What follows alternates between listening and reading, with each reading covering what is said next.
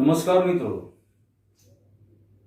Standard 12 chemistry chapter number 7 પી વિભાગના તત્વો.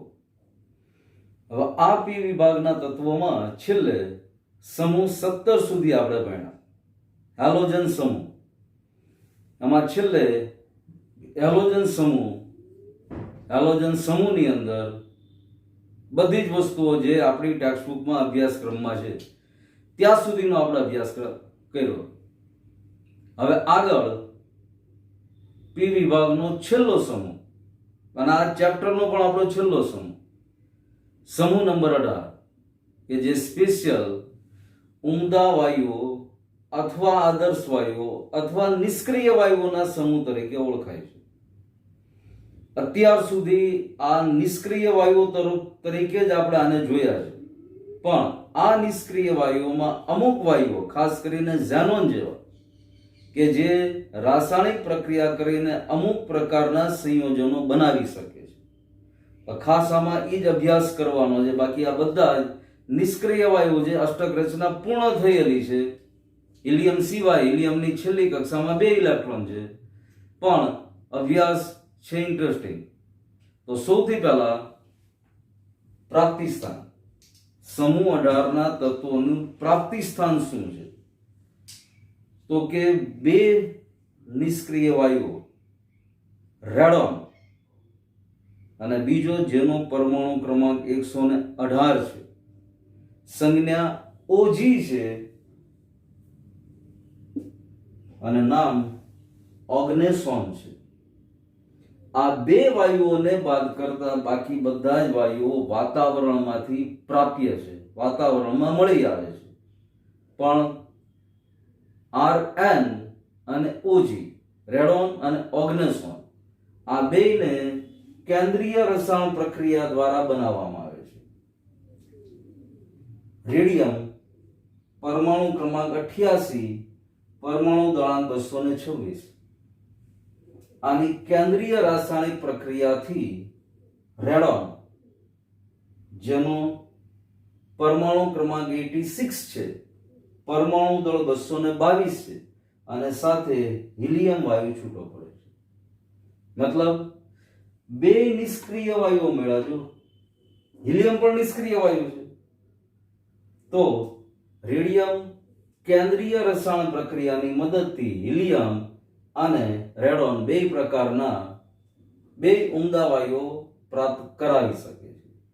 આવી જ રીતે CF, પરમાણુ ક્રમાંક 98, પરમાણુ દળાંક 249, Ca, પરમાણુ ક્રમાંક 20, પરમાણુ દળાંક 48, તો આ બંનેની કેન્દ્રીય રસાયણ પ્રક્રિયાથી OG, ઓગ્નેસોન, જેનો પરમાણુ ક્રમાંક 118 છે અને પરમાણુ દળાંક 294 છે અને સાથે 3 ન્યુટ્રોન છૂટા પડે છે. પણ આ અત્યાર સુધીના જેટલા સમૂહો ભણ્યા એમાં જે છેલ્લું તત્વ હતું એની કેમેસ્ટ્રી બહુ વધારે જાણીતી નથી બની શકી, કારણ કે આ બધા રિસન્ટલી કે થોડાક સમય પહેલા શોધાયેલા તત્વો છે, પહેલું. અને બીજું, અર્ધ આયુષ્ય સમય આ બધા તત્વોનો ખૂબ ઓછો છે. આનો અર્ધ આયુષ્ય સમય ઓનલી 0.7 મિલીસેકન્ડ છે. એટલે આનું કેમેસ્ટ્રી અથવા આની બાબત હજી વધારે જાણીતી બની નથી. એટલે આને આપણે જાણકારી પૂરતું રેડોન પછીનું તત્વ તરીકે આને ઓળખવા કે ભાઈ નિષ્ક્રિય વાયુઓ 7 છે. અત્યાર સુધી 6 પ્રમાણે આવતા હતા, પણ નહીં, 7 છે. Helium, neon, argon, krypton, xenon, radon અને છેલ્લે ઓજી. તો આ નિષ્ક્રિય વાયુઓના પ્રાપ્તિ સ્થાન. બાકી અમુક નિષ્ક્રિય વાયુઓ જુદી જુદી ધાતુના નિષ્કર્ષણના અંતે પણ મળી આવે છે, પણ મુખ્યત્વે વાતાવરણમાંથી, અને આ 2 ધાતુ આવી કેન્દ્રીય રસાયણ પ્રક્રિયા દ્વારા મળે છે. હવે આની પછી આ સમૂહના તત્વોના નામ, પરમાણુ ક્રમાંક, ઇલેક્ટ્રોન રચના. હવે આ આટલા પી વિભાગના તત્વો ભણ્યા આપણે, આટલા સમૂહ ભણ્યા, એ બધામાં જ નિષ્ક્રિય વાયુની રચના પહેલા આવી જ ગઈ હતી. એટલે આ બહુ જાજો તકલીફ પડે એવો મુદ્દો નથી. ને બીજો, આ બધા આવર્તનીય ગુણધર્મો, આ તમે જો તો નિષ્ક્રિય વાયુ છે, એક ચોક્કસ પ્રકારના ગુણધર્મોમાં જ બંધાયેલા છે બધા.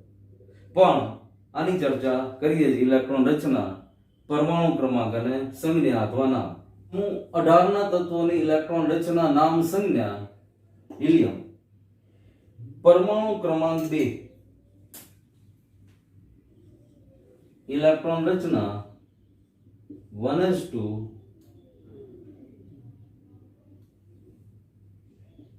બસ પૂરું. છેલ્લી કક્ષામાં 2 ઇલેક્ટ્રોન કે પહેલી કક્ષામાં 2 ઇલેક્ટ્રોન, 2 જ ઇલેક્ટ્રોન છે એની પાસે. અને ભણી ગયા આપણે પહેલી કક્ષામાં મહત્તમ 2 ઇલેક્ટ્રોન સમાવવાની તાકાત છે, એટલા માટે આ નિષ્ક્રિય બની જાય છે. પછી પરમાણુ ક્રમાંક 10, હિલિયમ 2s2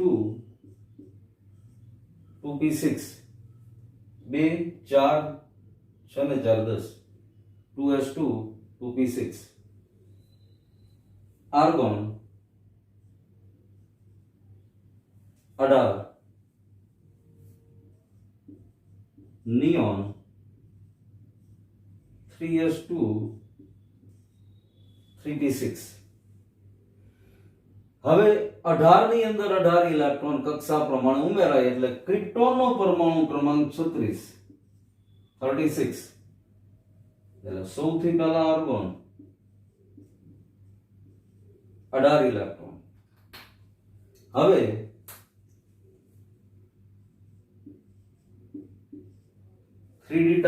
ડી કક્ષકની એન્ટ્રી 18 ને 10 28.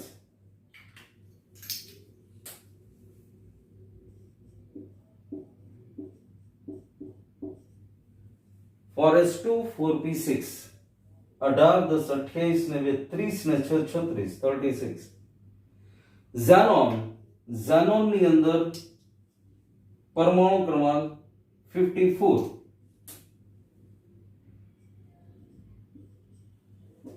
ફરીવાર 18 ઇલેક્ટ્રોન ઉમેરાણા એટલે અહીંયા ક્રિપ્ટોન 4d10,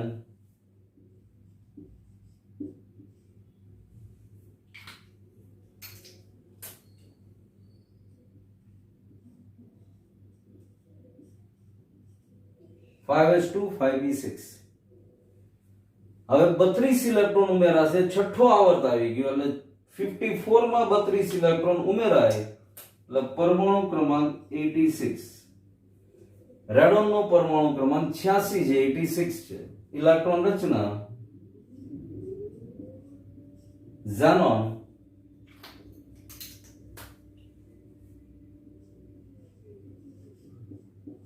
5d10,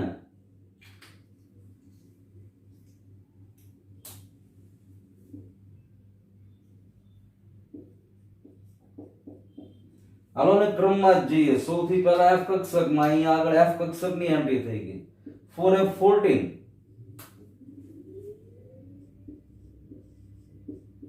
5d10 અને છેલ્લી કક્ષામાં 6s2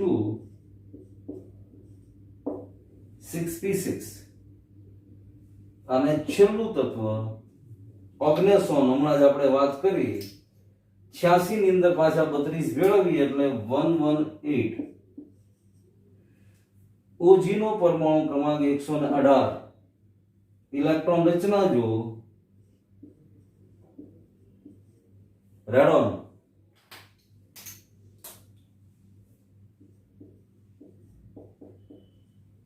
5f14,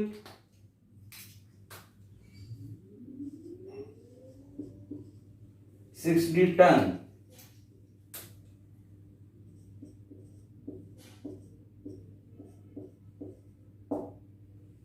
7s2 7p6. આમ સામાન્ય ઇલેક્ટ્રોન રચના જો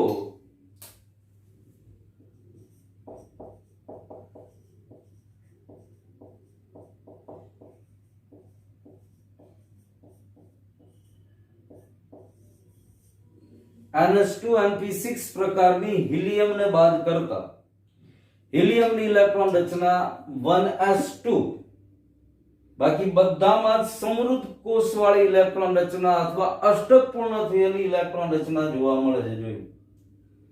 અને પરિણામે આ બધા જ નિષ્ક્રિય વાયુઓ છે. બાકી બધા તત્વો રાસાયણિક પ્રક્રિયા કરી આની જેવી ઇલેક્ટ્રોન રચના પ્રાપ્ત કરવાનો પ્રયત્ન કરે છે. પછી આયોનિક બોન્ડ દ્વારા, સહસંયોજક બંધ દ્વારા, સવર્ગ સહસંયોજક બંધ દ્વારા ટાર્ગેટ બધાનો આ છે કે આના જેવું બનવું છે. તો આ સમૂહ 18 ના તત્વોના નામ, સંજ્ઞા, પરમાણુ ક્રમાંક, ઇલેક્ટ્રોન રચના. હવે આના પછી આયનીકરણ એન્થાલ્પી. તો જેમ આવર્ત કોષ્ટકમાં સમૂહમાં ઉપરથી નીચે જઈએ છીએ અને જે આયનીકરણ એન્થાલ્પીનું વલણ છે એવું જ વલણ આમાં પણ આ બધામાં સમૃદ્ધ કોષ રચના અથવા અષ્ટક હોવાના કારણે જલ્દી ઇલેક્ટ્રોન મેળવવાની કે ગુમાવવાની વૃત્તિ હોતી જ નથી. એટલે આયનીકરણ એન્થાલ્પી જેમ ઉપરથી નીચે જઈએ એમ ઘટતી જાય. તો આમાં ઘટવાનું વલણ છે પણ ખૂબ જ ઊંચી આયનીકરણ એન્થાલ્પી છે બધાની પાસે. આવું જ આયનીય ત્રિજ્યા. તો આ પણ સ્વાભાવિક જે આવર્તનીય ગુણધર્મ છે. સમૂહમાં જેમ ઉપરથી નીચે આવીએ એમ પરમાણુ કક્ષા વધતી જાય છે. પરમાણુ કક્ષા વધતી જવાના કારણે પરમાણુય કદ, આયનીય કદ વધતું જાય. તો એ ગુણધર્મ આમાં પણ જોવા મળે છે. અને ત્રીજું ઇલેક્ટ્રોન પ્રાપ્તિ એન્થાલ્પી. હમણાં જ કીધું એમ કે ભાઈ નથી આને રસ કોઈનામાંથી ઇલેક્ટ્રોન મેળવવો કે ગુમાવવો પોતાનામાંથી, કારણ કે અષ્ટક પૂર્ણ છે. એટલે ઇલેક્ટ્રોન પ્રાપ્તિ એન્થાલ્પીના મૂલ્યો પણ ખૂબ જ પોઝિટિવ ધન મૂલ્યો છે. આ ચર્ચા માટે અથવા આવર્તનીય ગુણધર્મ આવર્ત કોષ્ટક ભણી ગયા અને ધ્યાનમાં રાખી અને આ સમૂહની જ્યારે ચર્ચા કરી છે ત્યારે આની ચર્ચા કરવી અનિવાર્ય છે.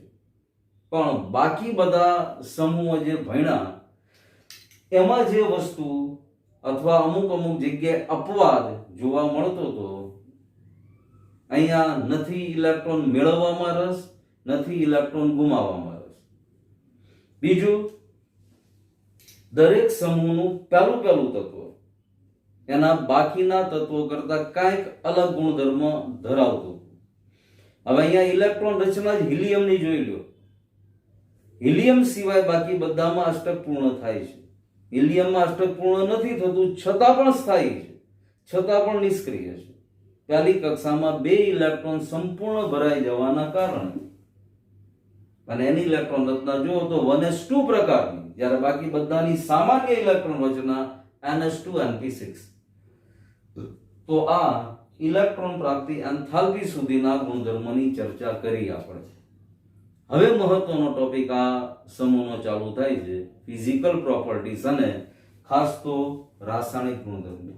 બાકી બધાના રાસાયણિક ગુણધર્મો સ્વાભાવિક છે કે ભાઈ અષ્ટક પૂર્ણ કરવા માટે ઇલેક્ટ્રોનની આપલે કરે, ઇલેક્ટ્રોનની ભાગીદારી કરે, પ્રક્રિયા કરે.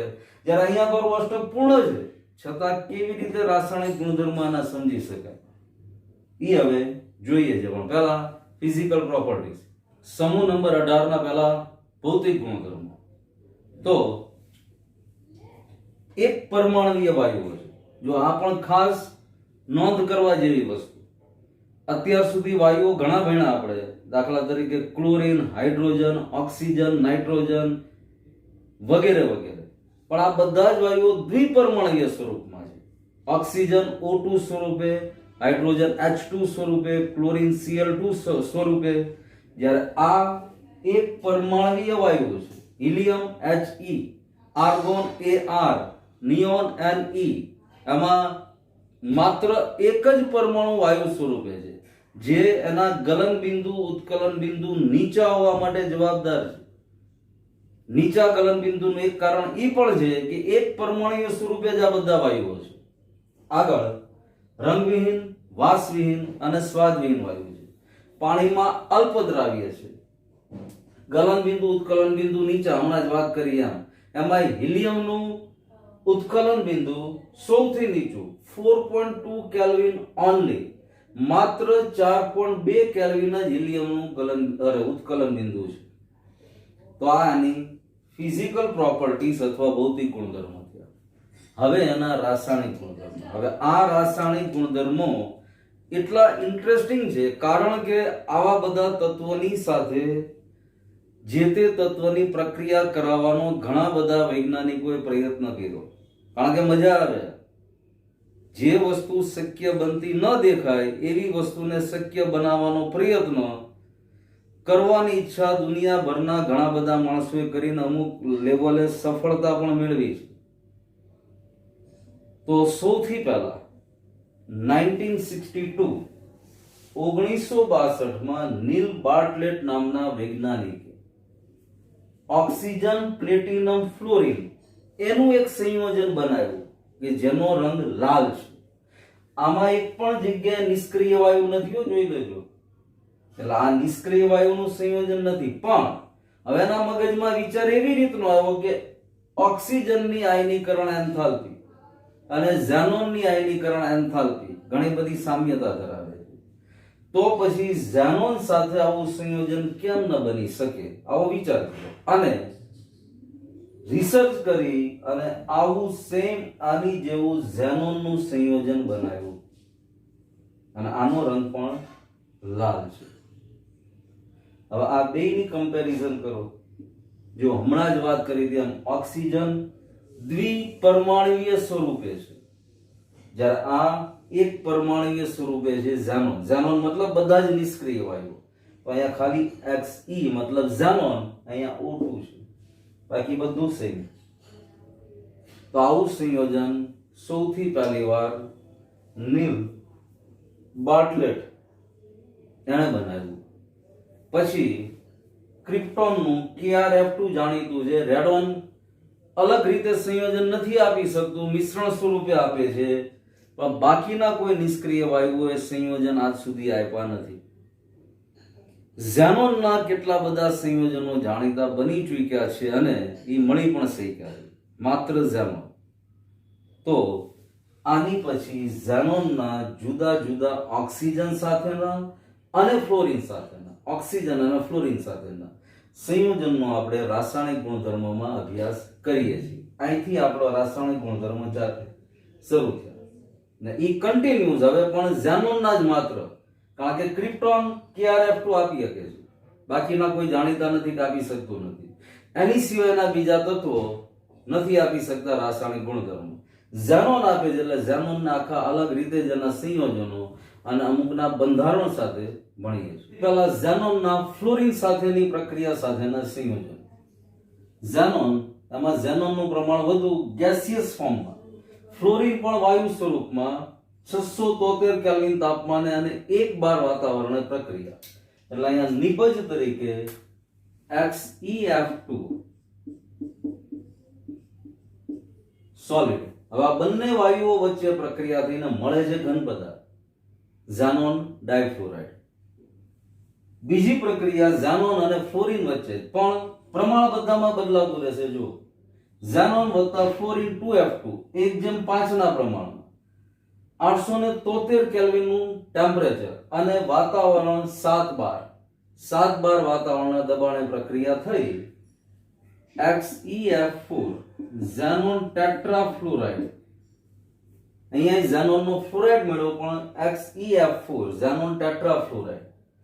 એવી જ રીતે xenon gaseous form, fluorine gaseous form 1:2 નું પ્રમાણ, 373 કેલ્વિનનું ટેમ્પરેચર, પણ એની સામે દબાણ જુઓ 60 થી 70 વાતાવરણનું દબાણ, 60 થી 70 બારનું દબાણ.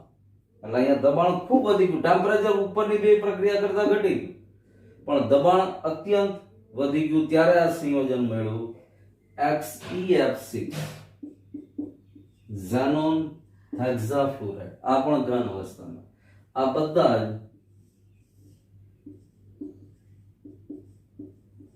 સ્ફટિકમય ઘન પદાર્થો છે. પાણી સાથે સહેલાઈથી પ્રક્રિયા આપે છે. એ પ્રક્રિયા આપણે હમણાં જોઈએ, પણ હવે આ ત્રણેયના બંધારણ વિશે છે જોવું છે. દાખલા તરીકે સૌથી પહેલું અહીંયા જોઈએ તો XeF2. હવે XeF2 નો આકાર રેખીય છે.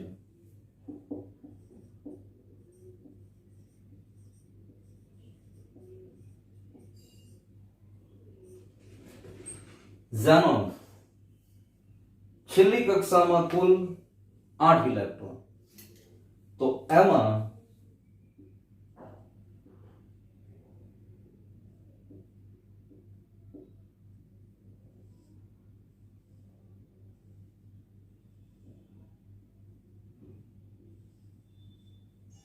આ 3 અબંધકારક ઇલેક્ટ્રોન યુગ્મ અને અહીંયા જે ઝેનોનના બાકીના બે ઇલેક્ટ્રોન બચ્યા ત્યાં આગળ ફ્લોરિન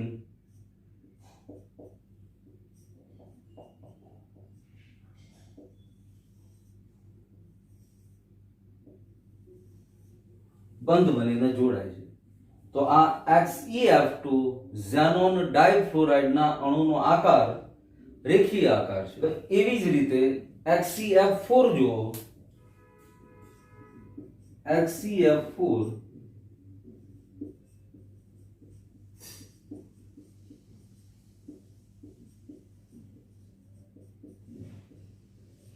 સમતલીય સમચોરસ આકાર ધરાવે છે. કેવી રીતે? તો કે Xe ઝેનોન હવે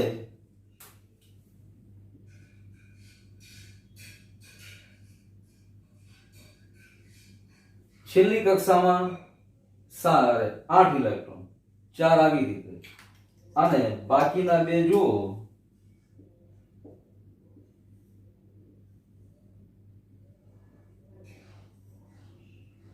અબંધકારક ઇલેક્ટ્રોન યુગ્મ. હવે આ બધી જગ્યાએ જે 4 છે ત્યાં ફ્લોરિન ફ્લોરિન ફ્લોરિન ફ્લોરિન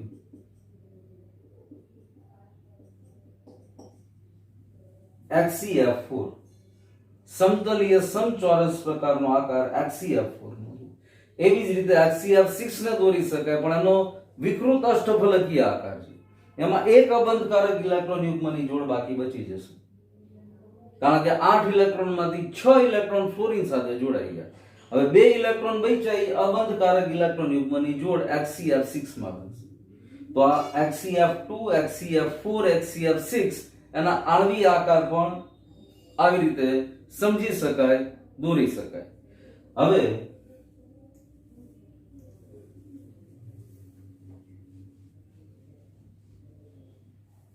આ રાસાયણિક પ્રક્રિયાને સમજવી છે આપણે.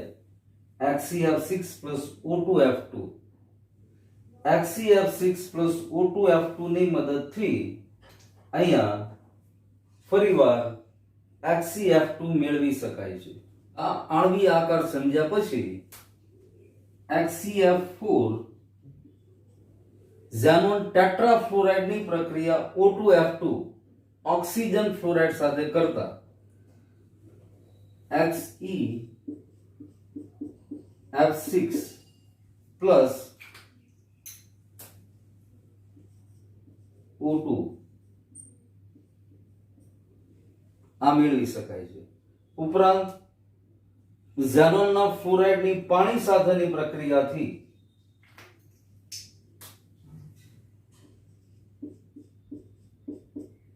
ટુ ઝેનોન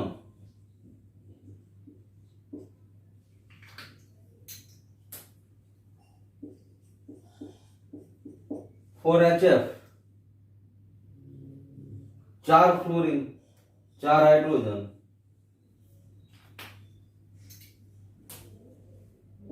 પ્લસ O2, તો હાઇડ્રોજન ફ્લોરાઇડ અને ઝેનોન છૂટો પડે છે. એવી જ રીતે ઝેનોન ફ્લોરાઇડની ફોસ્ફરસ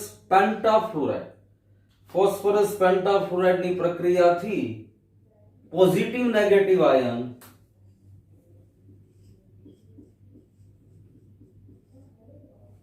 XeF અને અહીંયા PF6 માઇનસ XeF પોઝિટિવ. તો આવી પ્રક્રિયા બીજા ઘણા આવા સંયોજન સાથે આપી શકે છે. તો આ ઝેનોનના ફ્લોરિન સાથેના સંયોજન થયા. ઝેનોન અને ફ્લોરિન. હવે ઝેનોન ઓક્સિજન અને ફ્લોરિન એની સાથેના સંયોજનો પણ એની પહેલા બધી જ પ્રક્રિયાને બરાબર જોઈ લેજો. ઝેનોનના ફ્લોરાઇડની બનાવટ, આનો ભૌતિક ગુણધર્મ થઈ ગયો. સ્ફટિકમય ઘન પદાર્થ છે, પાણી સાથે સહેલાઈથી પ્રક્રિયા આપી શકે છે. પાણી સાથે પ્રક્રિયા આપીને જે તે ફ્લોરાઇડ HF અને ઓક્સિજન અને ઝેનોન છૂટો પડે છે. તો આ ઝેનોનની ફ્લોરિન સાથેની પ્રક્રિયા થઈ. હવે ઝેનોનની ફ્લોરિન અને ઓક્સિજન સાથેની પ્રક્રિયા. ઝેનોન અને ઓક્સિજનના સંયોજનો, ઝેનોન ઓક્સિજન અને ફ્લોરિનના સંયોજનો. તો સૌથી પહેલા ઝેનોન ટેટ્રાફ્લોરાઇડ પાણીના 12 મોલ 12H2O. ત્યારે અહીંયા પ્રક્રિયા થઈ અને 2HCO3 ઝેનોનનો ઓક્સાઇડ મેળવ્યો પ્લસ 4Xe 4 ઝેનોન પ્લસ 12 દુ 24 હાઇડ્રોજન અને 6 ચોક 24 ફ્લોરિન 24HF.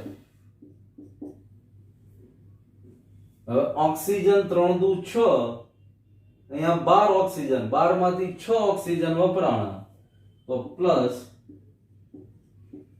3O2.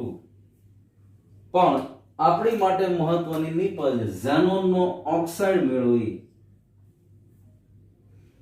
હવે ઝેનોન હેક્સાફ્લોરાઇડની 3H2O 3 મોલ પાણીની સાથે પ્રક્રિયા કરવામાં આવે તો સૌથી પહેલા 3Xe તો HeO3 ઝેનોન 1 3 ઓક્સિજન, હવે 3 દુ 6 હાઇડ્રોજન 6 ફ્લોરિન પ્લસ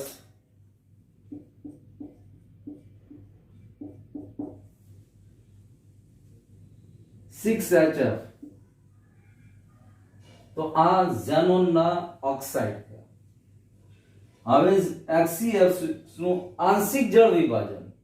હવે આ બધામાં તમે જો બધી પ્રક્રિયા પાણી સાથે જ છે, માત્ર જળ વિભાજનની પ્રક્રિયા છે, પણ પાણીના મોલ બદલાતા રહે છે. ઝેનોનનો ટેટ્રાફ્લોરાઇડ હોય કે ઝેનોનનો હેક્સાફ્લોરાઇડ હોય. અહીંયા ઝેનોનનો હેક્સાફ્લોરાઇડ 3 મોલ ઓફ H2O, ઝેનોનનો હેક્સાફ્લોરાઇડ માત્ર પાણીનો 1 મોલ, ઝેનોનનો હેક્સાફ્લોરાઇડ પાણીના 2 મોલ. મતલબ HCF6 ની પાણીના 1 મોલ સાથે અલગ નિપજ આપે, પાણીના 2 મોલ સાથે અલગ નિપજ આપે અને પાણીના 1 મોલ સાથે અલગ નિપજ આપે. હવે અહીંયા HCF6 પ્લસ H2O તો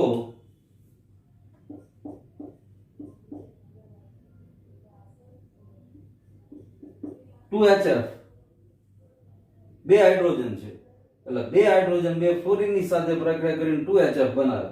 હવે બાકી જે કાંઈ બચ્યું Xe oxygen F4, Xe oxygen અને F4. તો આ ઓક્સીફ્લોરાઇડ સંયોજનો બન્યા, ઝેનોનના ઓક્સીફ્લોરાઇડ સંયોજનો. આવી જ રીતે HCF6 2H2O. તો અહીંયા હાઇડ્રોજનના 4 પરમાણુ છે તો સૌથી પહેલા 4HF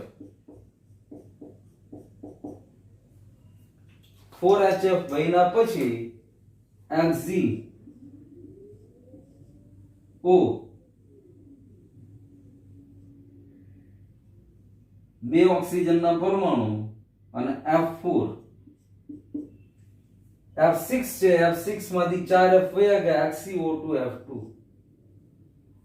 CO2 F2. આ પણ ઝેનોનનો ઓક્સીફ્લોરાઇડ સંયોજન છે. હવે અહીંયા આ જે છે HCOF4 તો રંગવિહીન બાષ્પશીલ પદાર્થ છે.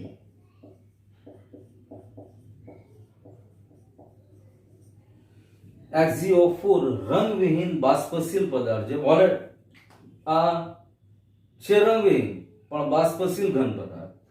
એવી જ રીતે HCO3 જો ઝેનોનનો ઓક્સાઇડ તો આ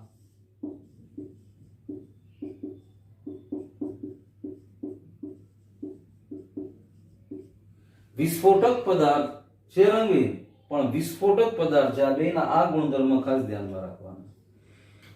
તો આ ઝેનોનના ઓક્સિજન અને ફ્લોરિન સાથેના સંયોજનો થયા. હવે નિષ્ક્રિય વાયુઓના ઉપયોગો છે. નિષ્ક્રિય વાયુઓ ઉમદા વાયુઓ અથવા આદર્શ વાયુઓ. મતલબ એવો નહીં સમજવાનો કે આ તો નિષ્ક્રિય હોવાથી કાંઈ ઉપયોગમાં નથી. નહીં, નિષ્ક્રિય હોવાથી જ અમુક એવી જગ્યાએ ઉપયોગમાં આવે છે કે બીજા કોઈ તત્વ કે સંયોજન કામમાં નથી આવી શકતા. એટલે આના ઉપયોગો આપણે અહીંયા બોર્ડ ઉપર જ ચર્ચા કરીએ છીએ. પણ એની પહેલા ઝેનોનના ફ્લોરિન સાથેના સંયોજનો અને ઝેનોનના ઓક્સિજન અને ફ્લોરિન સાથેના સંયોજનોની બધી જ પ્રક્રિયા બરાબર લખી લ્યો, પછી આપણે એના ઉપયોગો સમજવાના. વાયુઓના ઉપયોગો. હવે નિષ્ક્રિય વાયુઓના ઉપયોગો એટલા માટે આપણે બોર્ડ ઉપર લખીને સમજવા છે કારણ કે ખૂબ ઉપયોગી છે એક્ઝામ માટે પણ અને આપણી ડે ટુ ડે પ્રેક્ટિકલ લાઈફમાં પણ. હવે સૌથી પહેલા હિલિયમ વાયુ કેટલો ઉપયોગી છે? તો હિલિયમનો ઉપયોગ હવામાનના અવલોકનમાં, હવા કરતા હલકો વાયુ છે એટલે ફુગાઓ ભરી હવામાનના અવલોકનમાં હિલિયમનો ઉપયોગ થાય. ઉપરાંત ન્યુક્લિયર ભઠ્ઠીમાં પ્રવાહી હિલિયમ જેનું ઉત્કલન બિંદુ 4.2 કેલ્વિન જ છે, તો ઉપયોગ નીચા તાપમાનીય પદાર્થ તરીકે પ્રવાહી હિલિયમનો ઉપયોગ. પ્રવાહી હિલિયમનો આની ઉપરાંત ઉપયોગ અતિવાહક ચુંબકના ઉત્પાદનમાં અને આવા ચુંબકને ટકાવી રાખવા માટે પણ હિલિયમ વાયુ ઉપયોગી છે. MRI. હવે આ શબ્દ મેડિકલ સાયન્સમાં અથવા તો આપણી ડે ટુ ડે લાઈફમાં પણ બહુ મહત્વનું બની ગયું છે. કંઈક શરીરની અંદર એવી તકલીફ કે શરીરની અંદર કંઈક એવી વસ્તુ હોય તો ડોક્ટર સૂચન કરે MRI કરાવવું પડશે. તો MRI નું પૂરું નામ પહેલા સમજી લો, મેગ્નેટિક રેઝોનન્સ ઇમેજિંગ. તો આ MRI કરાવવામાં આવા નિષ્ક્રિય વાયુઓનો ઉપયોગ થાય છે. હવે નિયોન. તો વીજ વિભાર નળીમાં તથા એડવર્ટાઇઝ માટેના જે બલ્બ હોય છે, જે લાઇટિંગ હોય છે, એવી પ્રસ્ફુરક બલ્બ કે લાઇટિંગમાં નિયોન લાઇટ તરીકે જ ઓળખાય છે બજારમાં પણ. ઉપરાંત નિયોનનો ઉપયોગ ગ્રીન હાઉસ તથા વાનસ્પતિક બગીચાઓ જ્યાં બનાવવામાં આવ્યા હોય એની અંદર પણ આવી નિયોન લાઇટનો ઉપયોગ થતો હોય છે. આર્ગોનનો ઉપયોગ ઊંચા તાપમાને ધાતુ કર્મ પ્રક્રિયામાં મતલબ મેટલર્જીમાં. ઉપરાંત આર્ગોનનો ઉપયોગ પ્રયોગશાળામાં હવા સંબંધિત પદાર્થોના વ્યવસ્થાપનમાં. હવે અમુક પદાર્થ એવા હોય કે જે હવાની સાથે ઘણી બધી વાર તરત રિએક્ટ થઈ જતા હોય, તો એવા પદાર્થને જાળવવા માટે અને મેનેજ કરવા માટે આર્ગોનનો ઉપયોગ થતો હોય છે. ઉપરાંત આર્ગોનનો ઉપયોગ વિદ્યુત બલ્બોમાં પણ થાય છે અને ઝેનોન અને ક્રિપ્ટોનનો ઉપયોગ હલકા બલ્બોમાં કેવી રીતે થતો હોય છે. તો આ નિષ્ક્રિય વાયુ અથવા ઉમદા વાયુઓના ગુણધર્મો હતા. અહીંયા સમૂહ નંબર 18 આટલી વસ્તુ આપણે ભણ્યા, આટલી જ વસ્તુ બુકમાં છે. એટલે હવે આ પાઠનો આ છેલ્લો ટોપિક હતો. એટલે હવે તમારી ફેરબુકની અંદર કે તમે બનાવેલી નોટમાં પી વિભાગના બધા જ સમૂહ 11મા ધોરણમાં 13મો 14મો સમૂહ અને 12મા ધોરણમાં 15, 16, 17, 18 આ બધા સમૂહ વ્યવસ્થિત લખાઈ જવા જોઈએ. અને આને સતત 8-10 દિવસે એકાદ બે વાર રિવાઇઝ કરવાના જ, નહીં તો આ બહુ જલ્દી ભૂલાઈ જશે. આ માત્ર તમારી મેમરી પાવર, યાદશક્તિ ઉપર જ આખો પાઠ છે. અને યાદશક્તિ માટે સિમ્પલ ઉપાય આની પહેલા પણ આપણે વાત કરી હતી કે સતત એને રિવાઇઝ કરવાનો બસ. અને જ્યાં જ્યાં અપવાદરૂપ વસ્તુ લાગે ને ખાસ સ્ટાર કરી રાખવાનું. એટલે જ્યારે રિવિઝન કરો ત્યારે એ અપવાદરૂપ વસ્તુ તરત આપણી નજરમાં આવે કે ભાઈ આ વસ્તુમાં કાંઈક અપવાદ છે. ઓકે, અહીંયા સુધી આપણે ભણ્યા. હવે આની પછીના લેક્ચરમાં નવા લેસનમાં ભણશું. હવે આમાં કઈ ડાઉટ કે ડિફિકલ્ટી હોય ચોક્કસ ફોન કે મેસેજ કરી શકો છો. બાકી નેક્સ્ટ નવા લેક્ચરમાં, નવા પીરિયડમાં, નવા ચેપ્ટર સાથે મળશું. Thank you.